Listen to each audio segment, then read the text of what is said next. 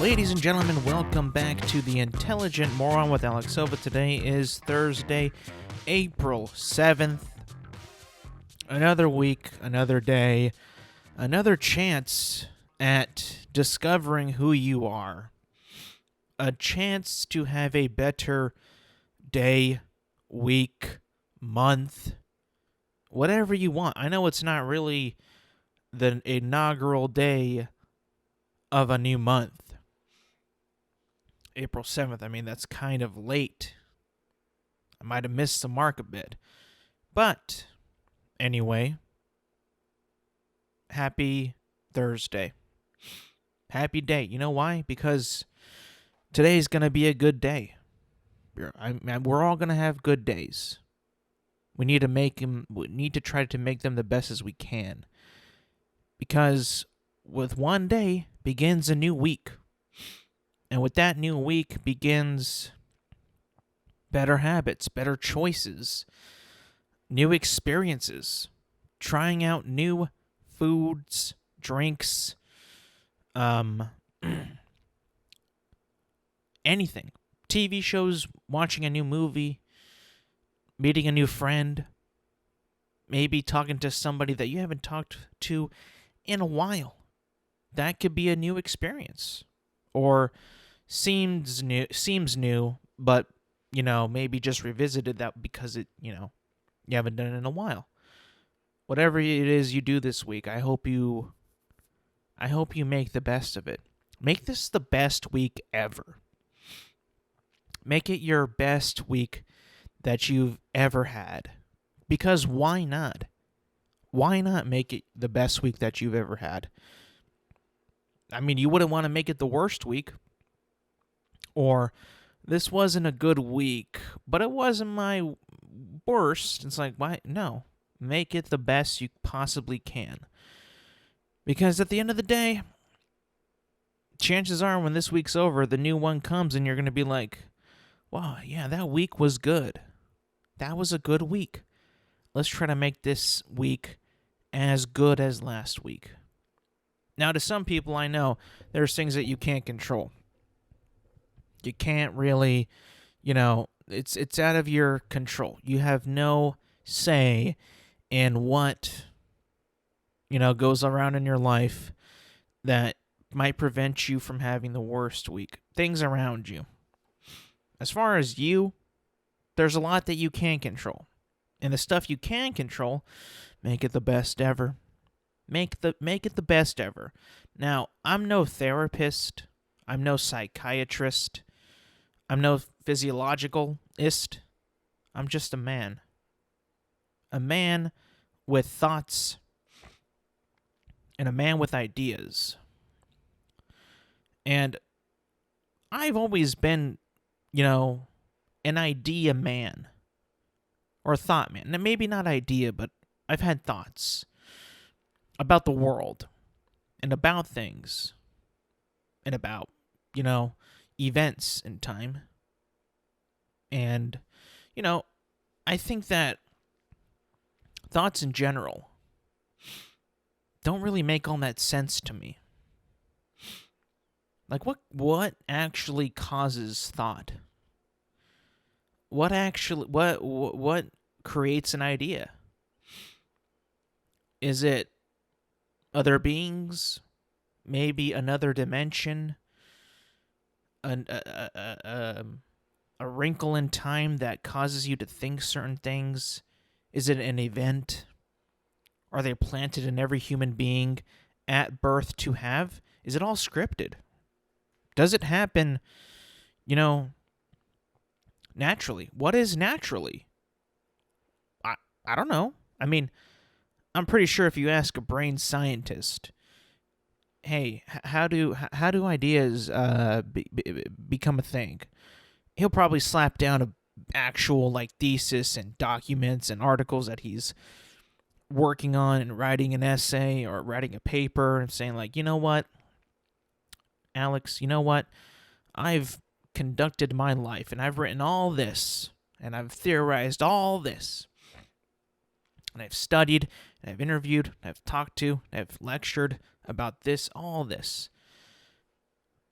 I would probably bet a lot of money, if I was a betting man, that even with all that, we probably still don't really know what thoughts and ideas are.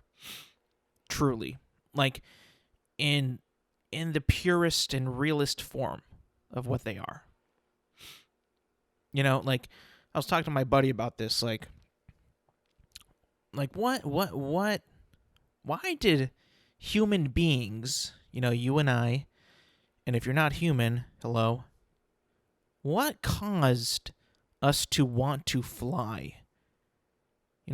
Like the Wright brothers made like the first airplane or aircraft maybe, or flying machine back in the day. It was made of paper. It was huge, a lot of wooden, posts. It looks like the wings look like a jumbled bunch of toothpicks in a way. And then, you woven in some paper in there, and therefore you got wings and you got lift and all that. But what made us want to fly in the first place? We were all born, or at least, a lot of us were born. Most of us were born. You would probably get like an occasional like mid-flight pregnancy or mid-flight delivery. I'm pretty sure that's happened. In that case, you can say I was not born on the ground. I was born in the air. I was born to fly. That'd be so cool to say too. Like, yo, I was born in the sky. I was born to fly. Anyway, but like, what, as humans, we're so like, we're born on the ground. We don't have wings. We don't even have a body to fly. Right? We can't even run all that fast compared to other animals on this planet. We have these giant brains, or good enough brains to get us to where we are today. We battle each other. We fight with each other. We have sex. We make babies. We get angry at each other. We get jealous. We are territorial.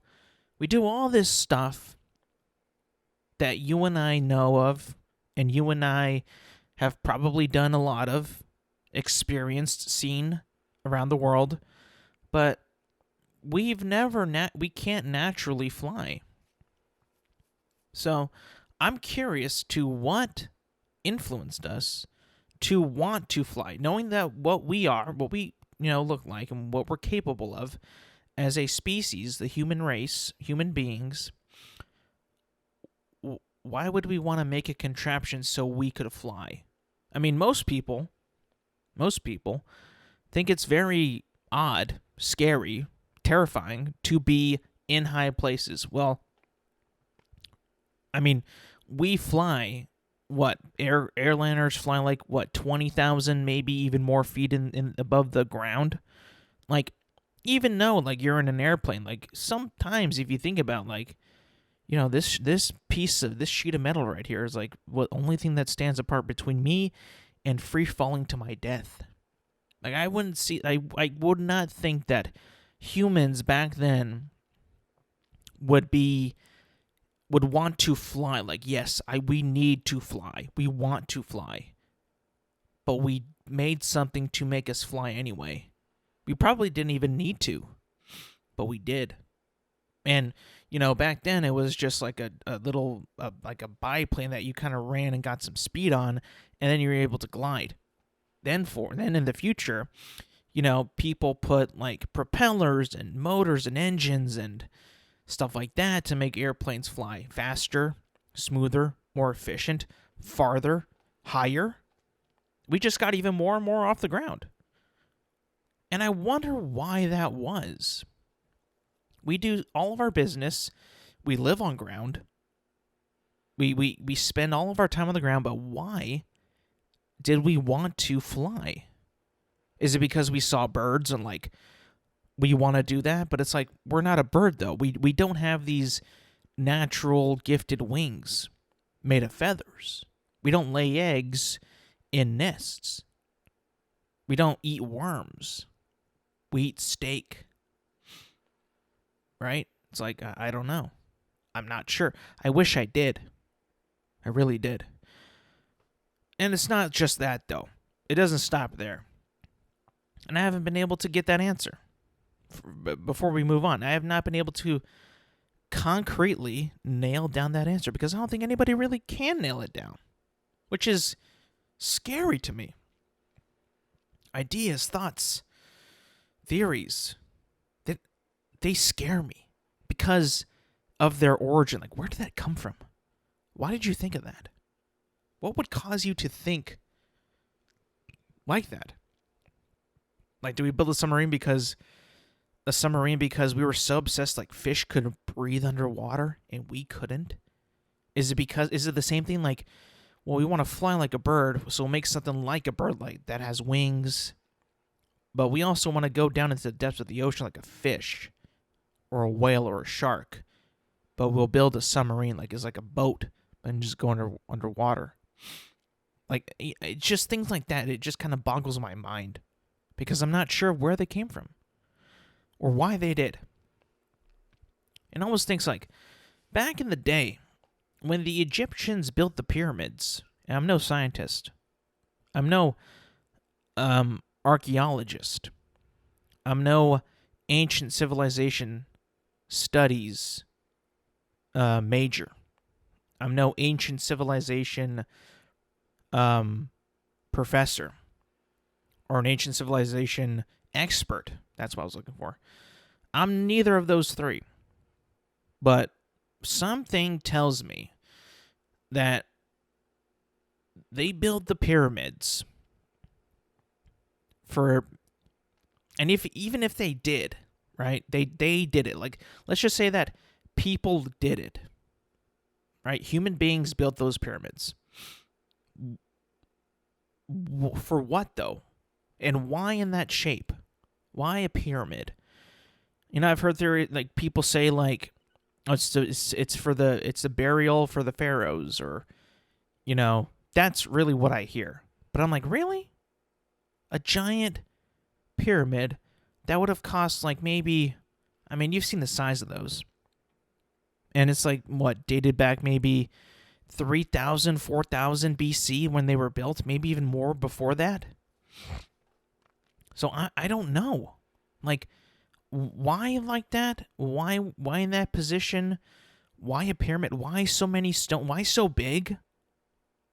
You know what I'm saying? Like, listen, I know, like, those stones are heavy, right? They're super heavy. How could they have brought those up with just themselves? Did they have, like, animals, like elephants, or even other beasts back then that are extinct that we don't even know of? They're just too deep underground because we haven't dug that far? Like, I don't know. I truly don't know. It boggles my mind. That's another thing. Pyramids, flying, and another thing that me and my friend were talking about was, he brought this up, and I was very curious, and I was very, like, you know, why do they do that? And it's the fact that when you're like a young kid, like elementary school, and teachers would bring up dinosaurs as a lesson in school, right? Like dinosaurs, like things that have been dead for like 65 million years, and we're talking about this.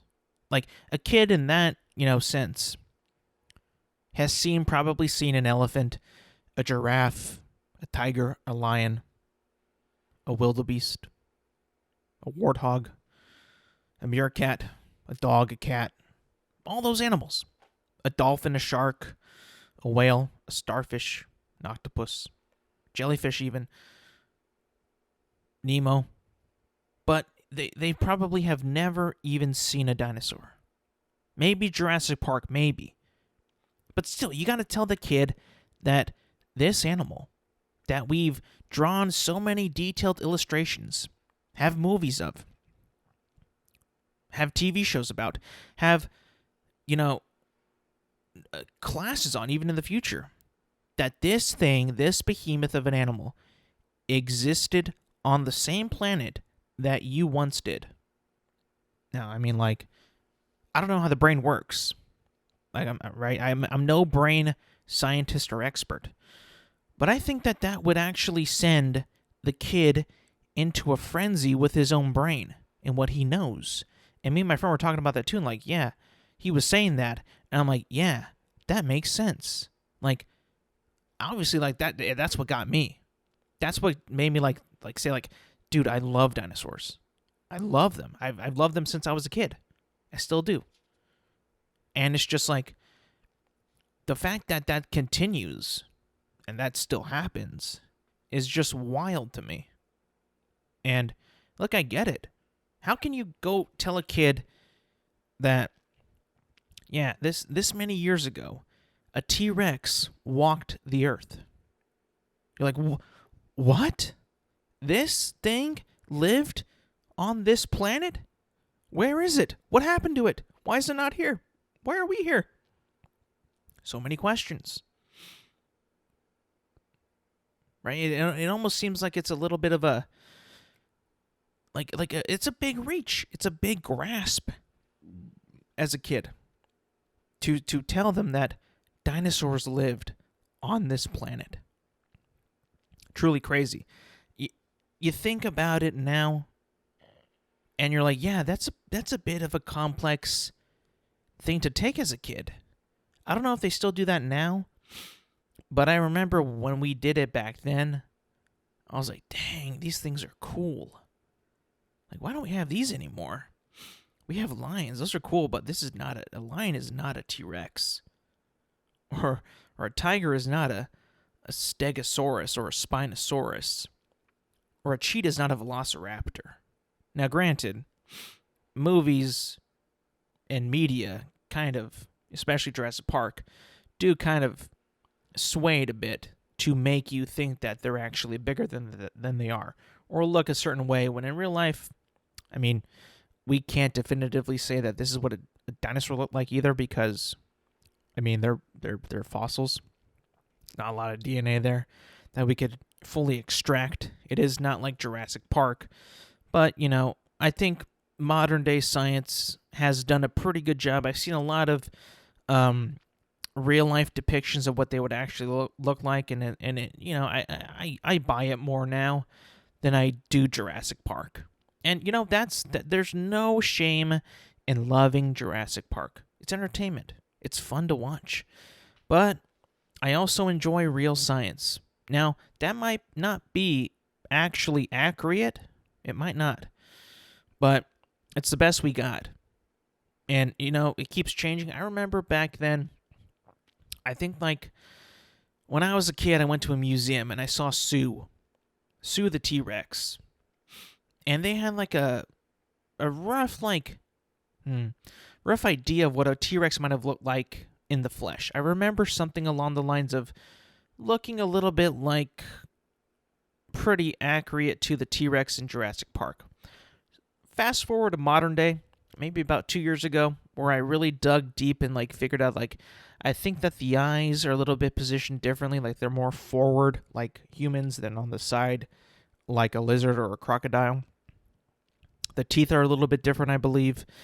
You know, the feathers were a big, I believe, confirmation in science. That might not be completely accurate, but I think that we're leaning towards feathers on these bad boys. And, yeah, things change. Science changes. And, you know, different discoveries lead to different conclusions, I would assume. You know, I'm here for it too. But you know what I've always wondered? What about, like, Littlefoot dinosaurs? Brachiosaurus, Apatosaurus, Sauropod, those boys, the big long neck mother Fs. Those guys probably didn't not have any feathers, right?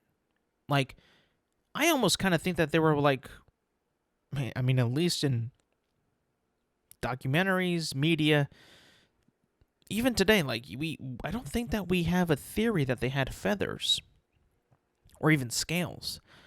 I think the theory now, or the idea now, is that they had, like, a leathery type skin. Leathery type skin. So not like a Not like a crocodile or a lizard, but more like like an elephant, but no hair, just leathery skin. Which is fascinating because like the theory of it not being a lizard, I think went out the door because lizards are cold-blooded, and those dinosaurs do not walk with their tummies on the ground like a lizard, who can't, moderate his body temperature unless he's on the ground, I believe. I'm no scientist, by the way. No scientist. But it was always interesting. Crazy. And, when that's taught as a kid, you think of things, you think of other things that might have happened. You get the theory of, like, Pangea. The whole world was connected. You're like, what? What happened there? Why are we no longer connected? Who did what? Why are we separated? And it's like, oh, it's the erosion, the plate tectonics, the shifting of the plates, and like, if you look at South America and you look like Africa, like they look like they can possibly fit, and you're like, holy crap, this is crazy. So you're telling me that South America and Africa were technically like, and even North America and Asia and Europe, we're all the same, connected, one big happy family, and now we're all separated and fighting each other and all that? It's crazy. Crazy to think about. Insane. And you explain Pangea, I think, when you're a little bit older, but still it's like, what? What? I mean, that's an idea that I think is proven, by the way. Pangea's got to be real. I mean, just look at Africa and South America. Like, it's like a puzzle piece, perfect puzzle piece, essentially. It's like they had to have been connected at some point, or even like, Africa to the Middle East. It's like, that's got to be real. That had to happen. There's no way that they just, it looks too promising. But we can never be really sure, right? We can never fully be sure. We can never fully be sure that Pangea was, in fact, like that. We just can't. Why? Because we can't see it or touch it. I feel like seeing and touching is like a huge thing in, like, finding proof in things, scientifically speaking. Like, it's not like Santa Claus. Like, you can say that I believe in Santa Claus, but have you really seen Santa Claus? Odds are probably not. So you can be like, yeah, I believe in Santa. He's real. Have I seen him? Have you seen him? Have you heard of him? Have you seen the sleigh, the reindeer, the elves? You probably all say no. But, you got that belief in your heart. Like, I'm pretty sure, like, we all, like, truly, if our data is this true and accurate, then Pangea had to have been a thing. But we will probably never, ever know for sure. We'll never know 100%. 100% we probably would never know. Same with the way a T-Rex looked like.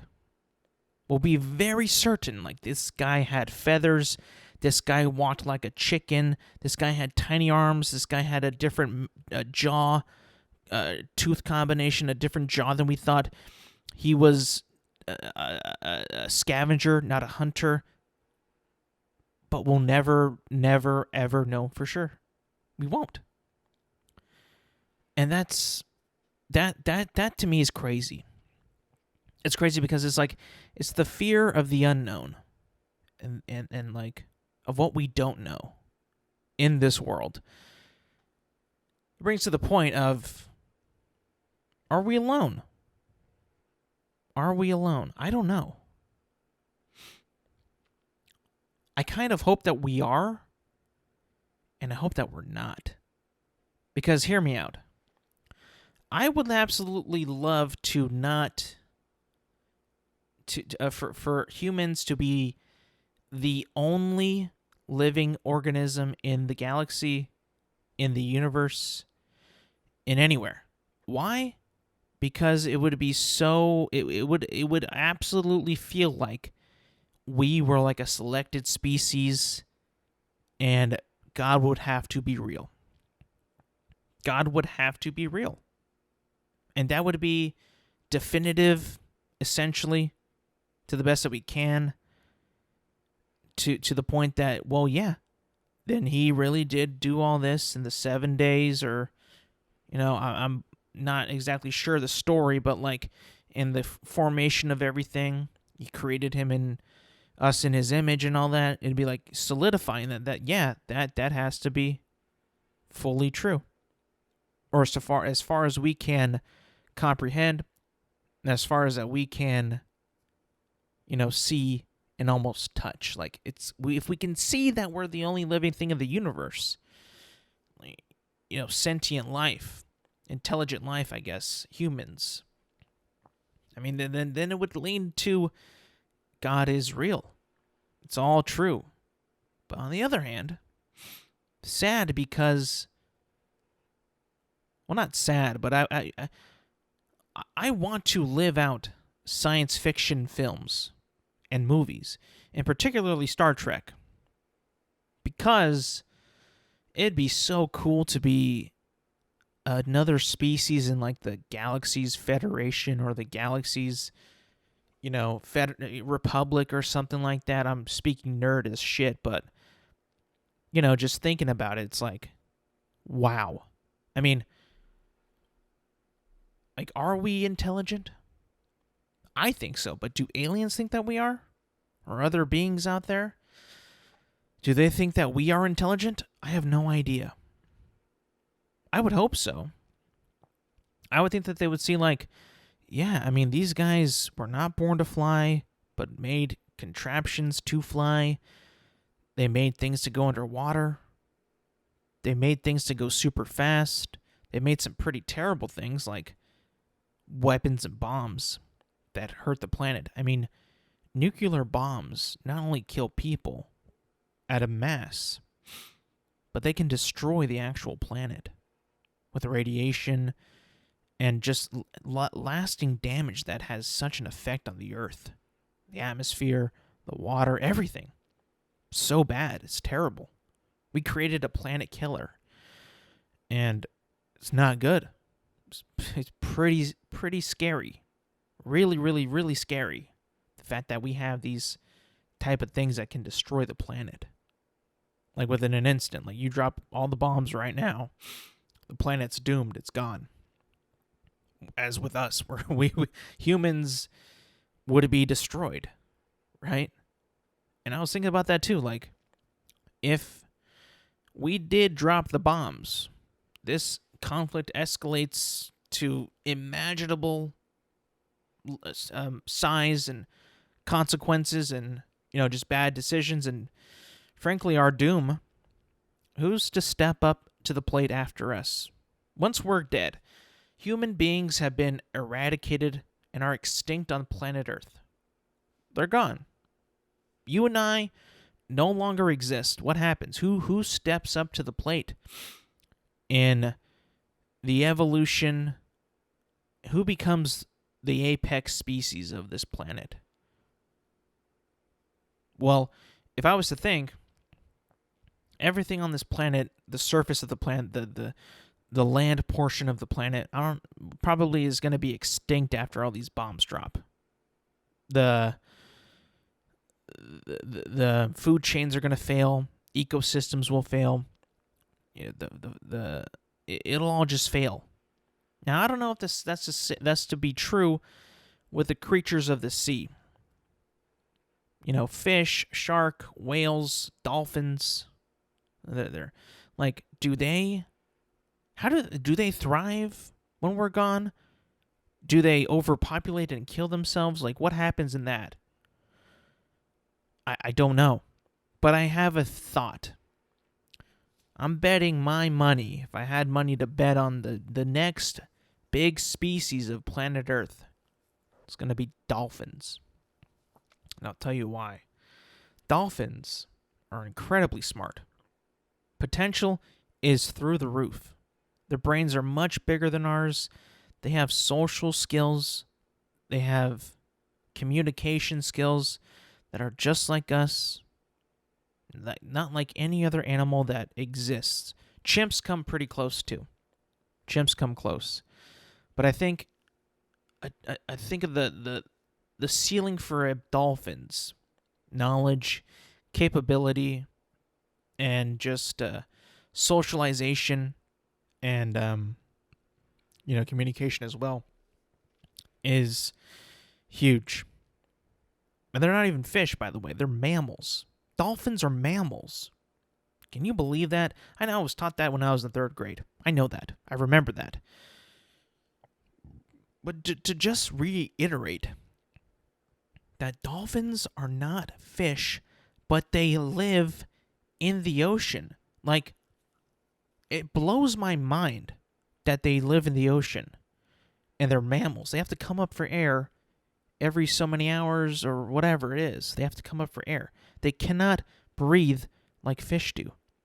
Yeah, I've kind of wondered that, like, could a dolphin, like, live outside of water? I don't know that either. Like, because they don't breathe the oxygen in the water. They breathe it in the air. But, I mean, could they live out of the water? Like, I don't think that anybody's ever tried that. No, like, nor should they.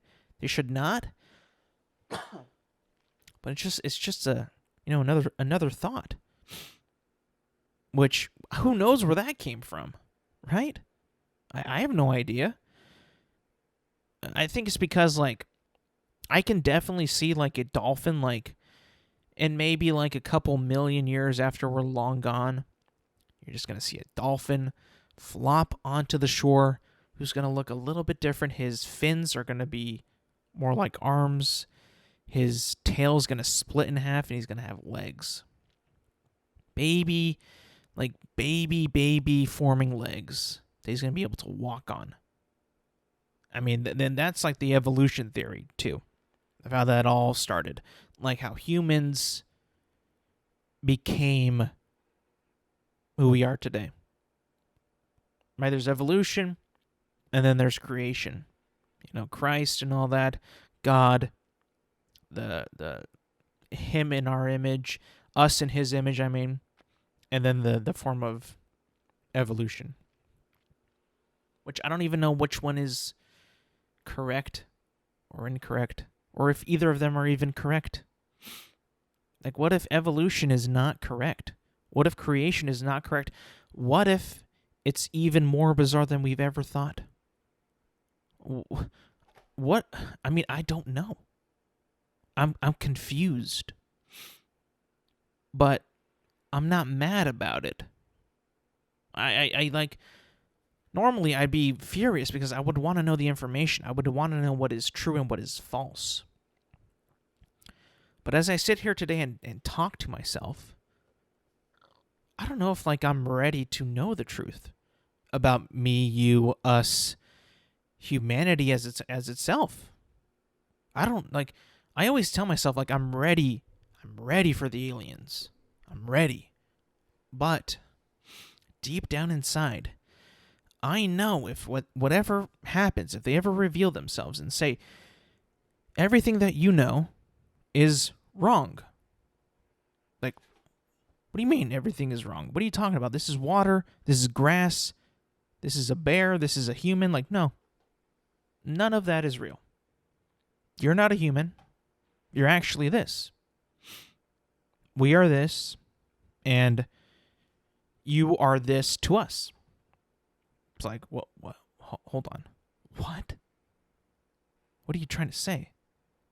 It's like, you think about our species, human beings, and, like, what we were capable of back then, right? Ancient times, pyramids, acropolises, art,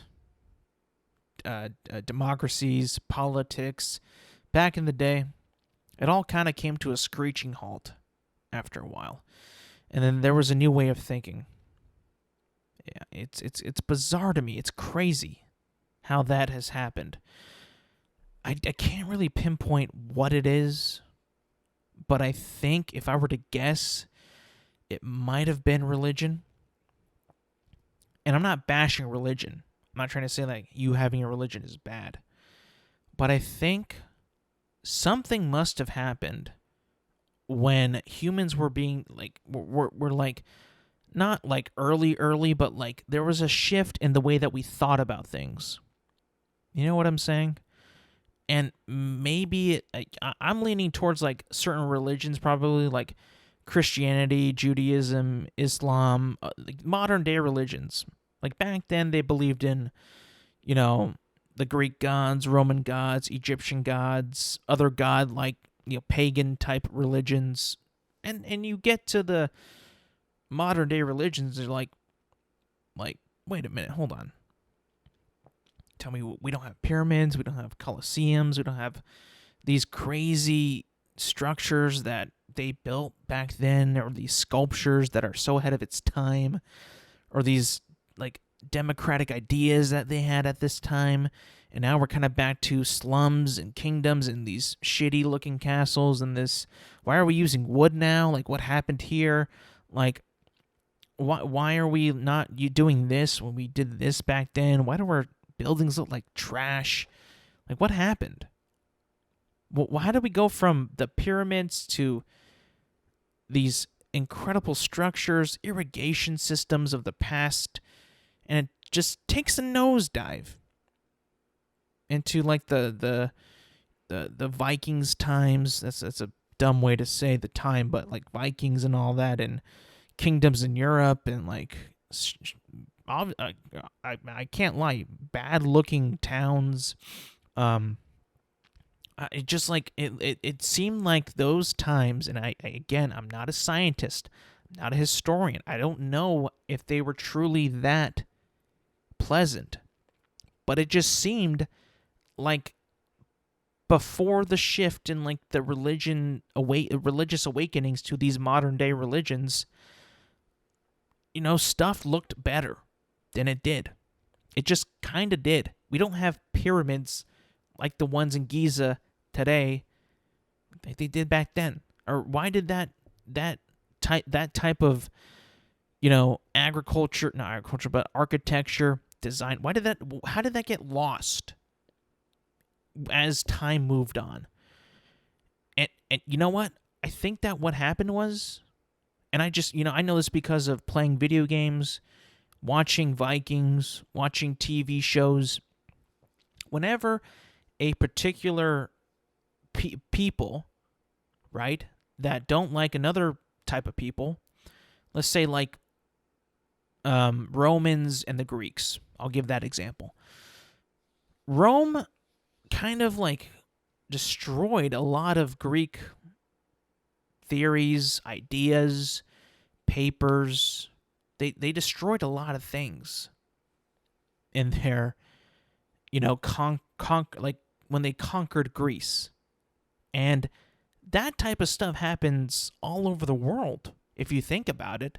If one culture does not like another, and they want them to be more like them, well, you bet your ass they're going to destroy every written down scripture, every written down idea of what those people had, so they can make you, or so they can make them, or you them, so they can make the conquerors, or the people that they're being conquered, more like their conquerors.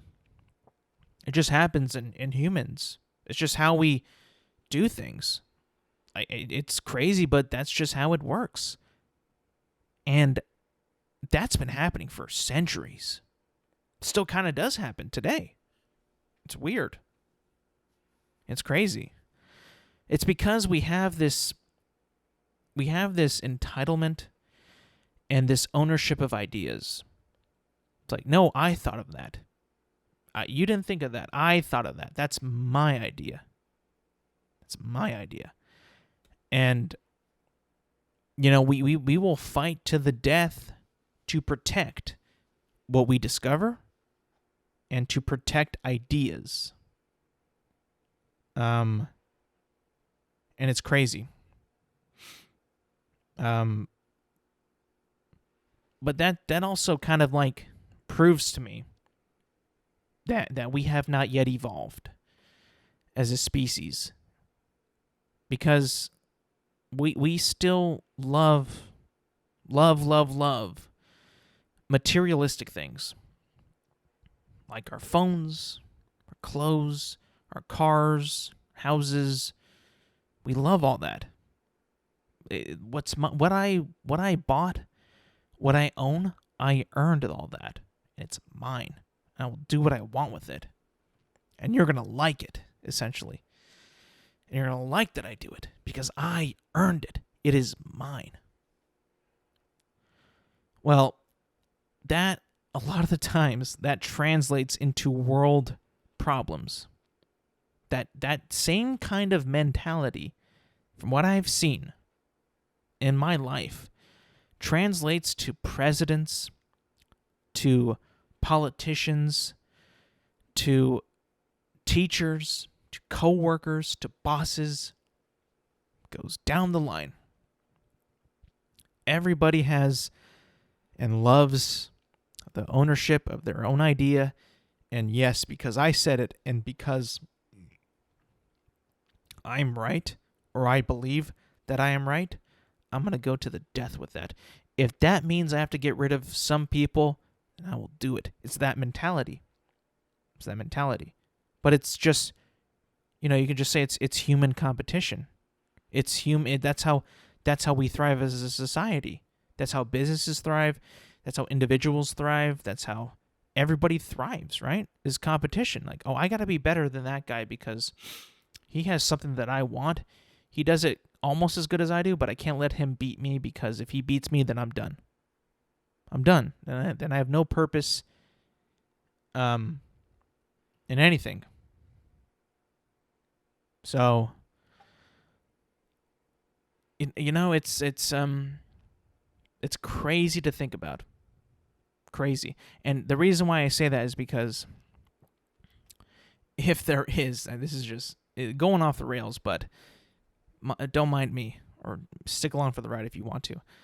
Maybe that's why we're not invited to be part of the aliens, is because we can't even we can't even unify the planet. If you think about it. We can't, as much as we've tried, or maybe even not tried, maybe even ignored, we cannot unite as a planet, no matter what it is. It should be basic, because I'm human, you're human, but I don't like you and you don't like me. And maybe the higher beings, the aliens, are like, yeah, these guys, like, they're so primal. They take so much ownership in their own things. They're so materialistic. All they do is fight about their own stuff with their own people, their own planet, like just an ocean away. They hate each other. They're not worthy of being a part of the Galactic Federation or whatever they have. They can't be a part of us. We don't want anything to do with them. They're not intelligent enough. Maybe that's what they think. They can't even protect Earth. They're killing Earth in the process. It's getting worse and worse and worse, and they don't even care. All they care about is their own side, their own, their own personal needs. They don't care about anybody else. They say they do, but they don't.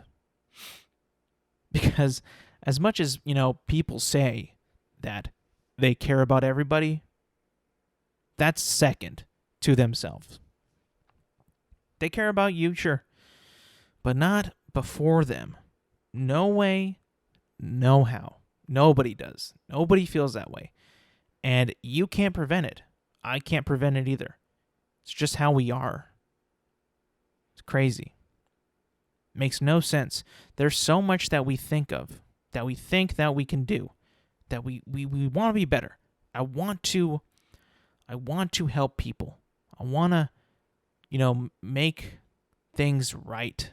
I want to help people across the world who aren't even a part of my country, and make them feel like they're loved and they're thought of, and they're my priority. As much as we say that, we hear people say that, the drop of a hat, they'll take themselves. they'll be like, nah, I mean, like, I love everybody, but I'm not going to put them ahead of me or my family. It just never happens. I can't think of one person on this planet that has had that kind of mentality. So, I don't know. It's bizarre. It's crazy how we think. Sometimes I can't wrap around my head of how we got this far as a species. We have over 7 billion people on this earth. And, you know, granted, we've only had the nuclear bomb for 80 some years, maybe close to 80 some years that we've had the nuclear bomb. So we've gone pretty long without total destruction. But who knows, man?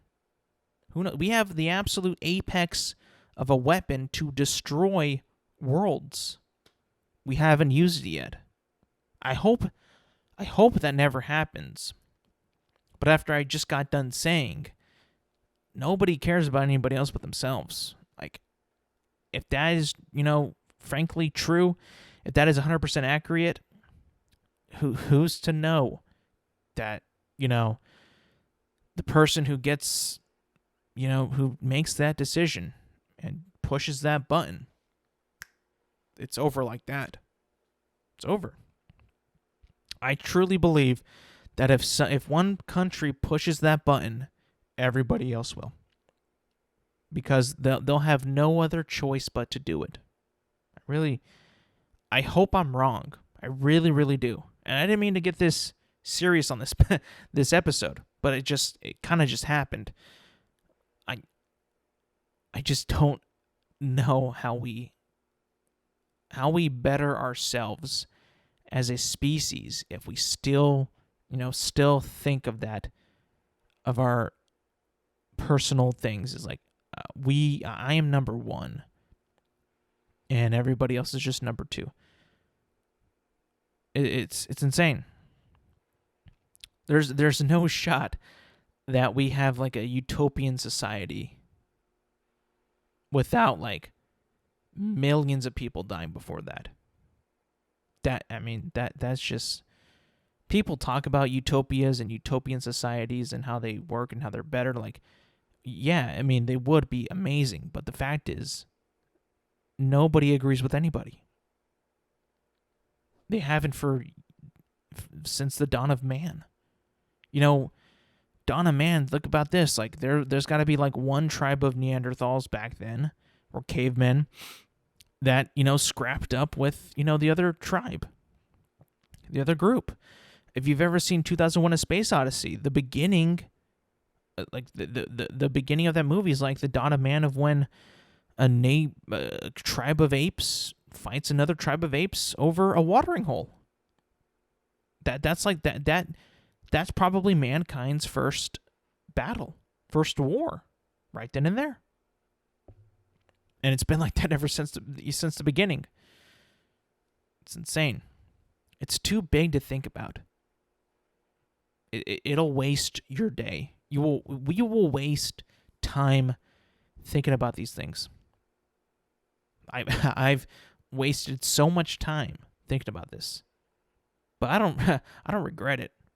I think that it just, it opens your mind a bit more. I'm a free thinker. I'm an open book, open mind. And it's just, some people game, some people watch movies. I do all that too, but I also think a lot. I do think a lot about that kind of stuff. Well, I know that kind of took a lot of the, time of this episode, but I still wanted to get to a couple more things that are totally off topic, and that is sports.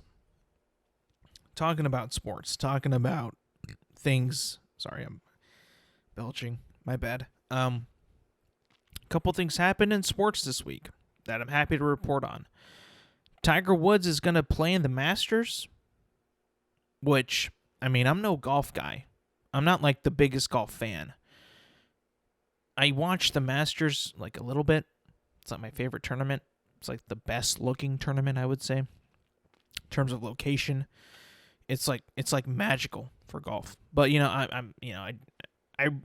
rarely watch golf, and if I do, it's because of Tiger, and that has to shed some light on why I'm talking about this, because Tiger is going to come back and play, and it's super exciting. I think a lot of people, a lot of dudes out there just love Tiger, not just because he's great at golf, but like he's kind of like how everybody wanted to be.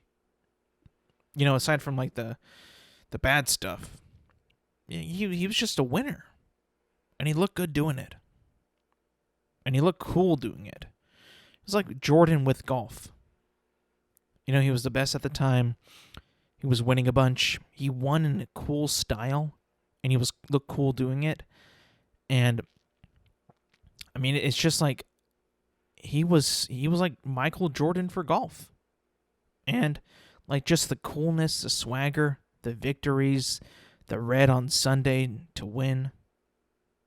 And I just, dudes love Tiger Woods. I can't say the same thing for about women. Knowing some women who have made opinions on Tiger that I will not say, that they have full reason to make those opinions. Maybe to not still hate him for today. That might be in question, but that's their opinion. That's fine. And, I understand that. Some people don't like him. Others love him. I just happen to fall in the category of love. I love Tiger. I do.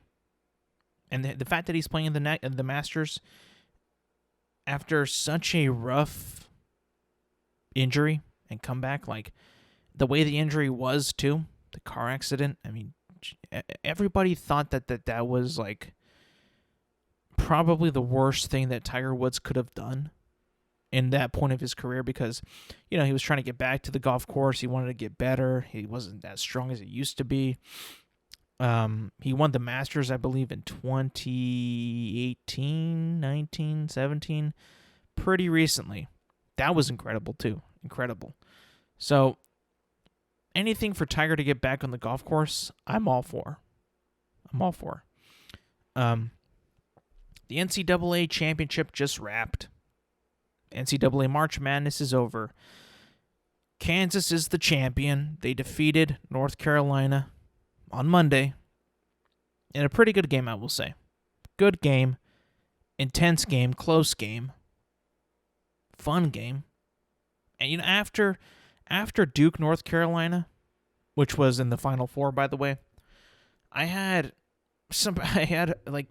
pretty lower expectations, because Kansas absolutely not destroyed, but definitely looked like they were in like control over Villanova throughout most of the game. They never really looked back. They played like almost like a perfect game. 60% of their shots hit. They made 60% of their shots. I mean, if you got a team that's doing that, it's going to be pretty tough to beat them. Pretty tough. And then after that, I was like, dude, Kansas is like bigger, stronger. They play better together. They play amazing college basketball. And at this point, every college team was playing great basketball, because you were in the Final Four. You had to win to go to the championship, and you had to win if you wanted it. If you wanted to win the championship, you had to play amazing, because both teams were ready on all cylinders, ready to win that thing. And the championship between Carolina and Kansas was riveting, was great. Kansas was down bad after the first half, down by 15 points. I was like shocked. I was like, Kansas does not look strong. Kansas does not look dominant. Kansas does not look like Kansas. And I was like, my last bracket that I have alive is Kansas winning it all. And I'm like, please, for the love of God, Kansas, you got to win. You have to win. I mean, I was going to be neutral anyway because I don't really care about any of the teams. Like, I'm more of a Fresno State guy, and if not that, I'll be UCLA. But none of them met. Fresno State did not make the tournament. UCLA lost in the Sweet 16. And, you know, it's just like, it was good to see Kansas win. I would have been happy with either one. Truly, in the end, I'd be happy with either one. Because, but the fact that it was Kansas in my bracket, one, by the way, it was not a perfect bracket. I just picked the right winner. I just picked the champion correctly. They didn't even play the right opponent. I had Baylor versus Kansas, and that did not happen. It was Carolina. But it was still fun, though. I still picked the winner. I've never picked a winner in my life. I've always been like dead in the water on brackets. Like after like the second round, I'm a bad bracket picker, filler outer. Sorry, but a lot of fun, Totally a great tournament. No buzzer beaters though, which I was actually very surprised with, because I believe the last game last year was a buzzer beater between Gonzaga and Baylor, I think. And even before that, there's been many buzzer beating games. Not a single buzzer beater game in this tournament.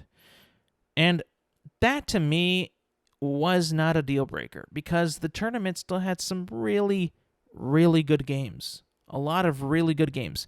Couple stinkers, I won't lie. Elite Eight, pretty mediocre. Couple good ones, but not a whole lot of great ones. Right? But still, entertaining games. I'm glad we had the tournament. I'm glad it was back to being normal, being in other regions of the country, right? Northeast, Southwest. It was good. It was great. It was exciting the entire time. It was great to watch. It made me happy. I love sports. I was watching like a lot of the games. And yeah, totally fun. Congratulations to Kansas. And North Carolina, by the way, has a great future ahead of them, I think. Hubert Davis, man. First-year head coach after Roy Williams. I mean, they were not having a good season. They were not having a good year. But, man, they came out so hot. That was a great first half of ball. They let Kansas back in, but they were in it till the very end, and they had a lot of mini runs in the second half, and they were playing their asses off. A couple things didn't go their way. Baycott got injured, brutally injured at the end. Re-injured, I guess.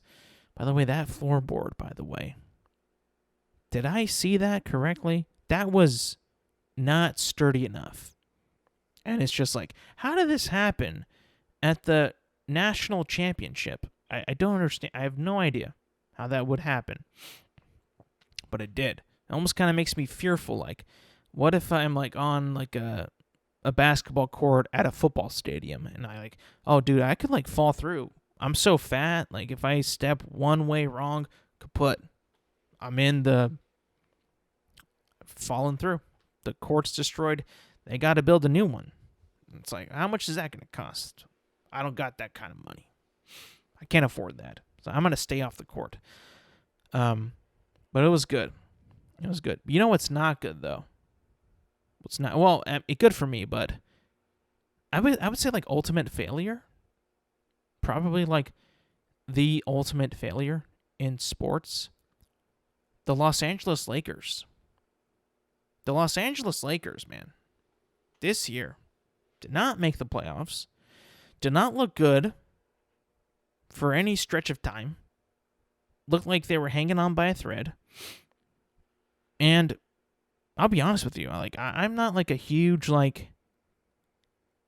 NBA guy. I love the NBA playoffs. I watch that shit. Like I'm like glued to the TV with that. I love the playoffs. I love them. They might be my favorite playoffs. Because you get games every day. Every series is a 7-game series. Those first couple series are always so tight and so good, and like teams surprise you. Love it. I love the NBA playoffs. My favorite playoffs.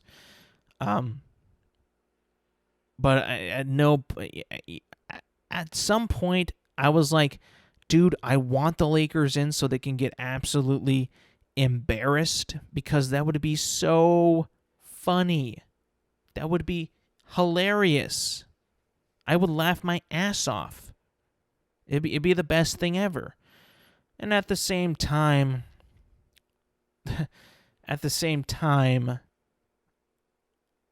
they don't deserve it. That team is trash.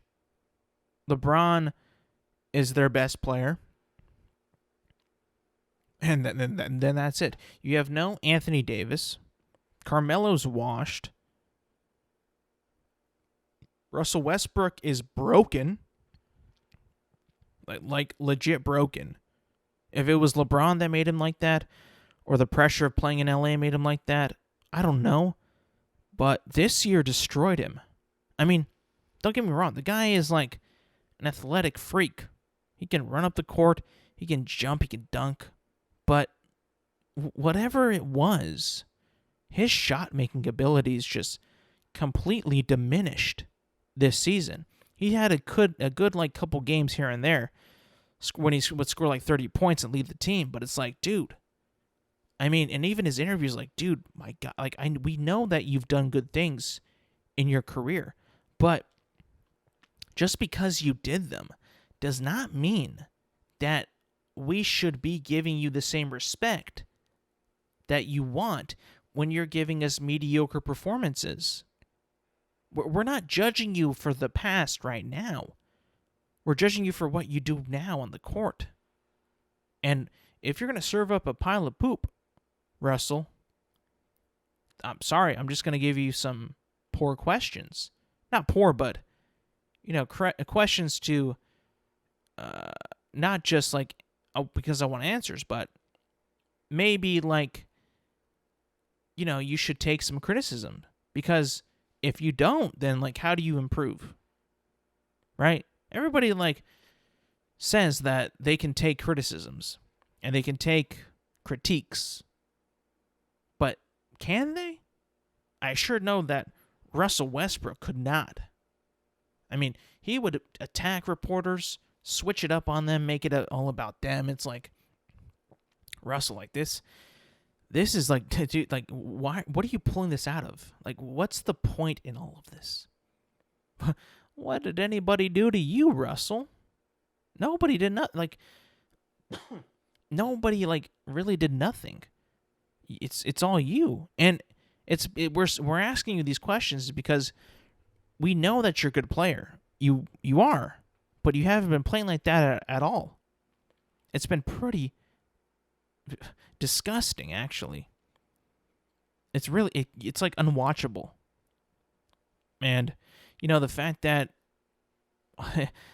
the LeBron like going like with that famous tweet like keep spinning the negative narrative of they're too old, they're washed, keep that all year. It's like, oh, believe me, LeBron, we kept it all year. Like you said, King. Hail to the king, right? Hail to the king. We kept your word. We gave you our promise. We were going to criticize you all year, and rightfully so we did. And because you can't handle it, because in the NBA, you haven't had this much adversity ever. You have not had a worse team, I think. This might be your worst team ever. It might be. I'm not sure. Correct me if I'm wrong. I accept the criticisms. But with the players that you have, the players that you have right now, this is probably the worst you can possibly be. The worst that anybody's ever thought.